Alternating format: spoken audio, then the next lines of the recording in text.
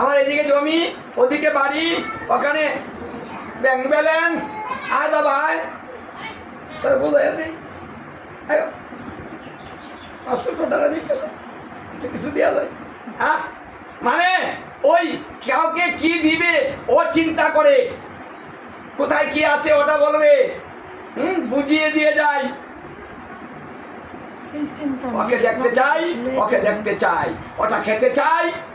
কি কেউ বলে না গো, আপনি কি খাবেন গো? মানে যারা মৃত্যুপথ যাত্রী দেখতে যাচ্ছেন, দেখতে গিয়ে জিজ্ঞাসা করেন না কি খাবেন গো, কি মন চায়, কি মন চায় না, কি মন চায় না। যদি কেউ মানে এই ভাবনার ভাবুক না হয়, তাহলে সে কি বলে জানেন, খেতে পারে না, তারপরে বলে একটা রো মাছের মাথা যদি। হরে কৃষ্ণ, হরি বল, রাধে রাধে। মানে মৃত্যু পথে যাত্রী চলে যাচ্ছে, কিন্তু মুখ থেকে ওঠা যাচ্ছে না। এটা অভ্যাস করতে হবে, নাহলে যাবে না। এই মায়াকে পরিত্যাগ করা এত সহজে নয়, এটা অভ্যাসের দ্বারাতে সম্ভব। ভোট করে আপনি মায়া ত্যাগ করবেন, ভোট করে এসে বলবেন আজকে আমি সংসার ছেড়ে চলে যাবো, আর করবো না, পারবেন না।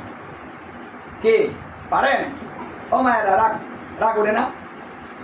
ও বাবারা, বাবা তো নাই গিয়া উঠে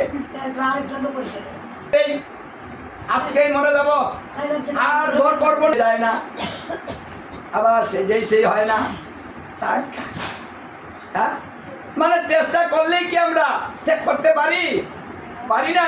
মহাপ্রভু বলেছে যাই যাই মনে করি, যাইতে নাহি পারি, মহামায়া আমার পিছনে দাঁড়ায়। হ্যাঁ, মানে মহামায়াটা এমন, যাইতে চাচ্ছি, যেতে পারছি না, যেতে দিচ্ছে না। তাই বারবার মহাপ্রভু বিষ্ণুপ্রিয়ার কাছে ফিরে যাচ্ছিলেন। আরেকবার দেখি, একবার বেরোয়, একবার যায়।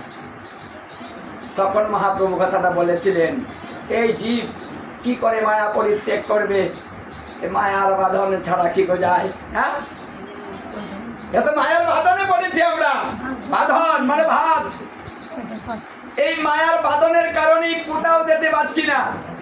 সংসারে এত জ্বালায়, কথা বলবেন না, সংসারে এত জ্বালায়, এত কষ্ট প্রতিদিন পাই, কি গো? তারপরে মন চায় আবার এতে যাই, আবার মন চায় না, আবার এই সংসারে থাকবা, আবার যাই, আবার আসতেছি না, রাগ করে চলে গেলাম ওই বাড়ি, 2 দিন থেকে আবার এসে চলে গেলাম বাবার বাড়ি, আবার এসে করি, রাগ করে চলে যায় ঢাকা বাবা, ঠিক গো কদিন থেকে আবার আমার বাড়িতে এবারে আসতেছে না। বাঁধনে পড়ে আছি আমরা।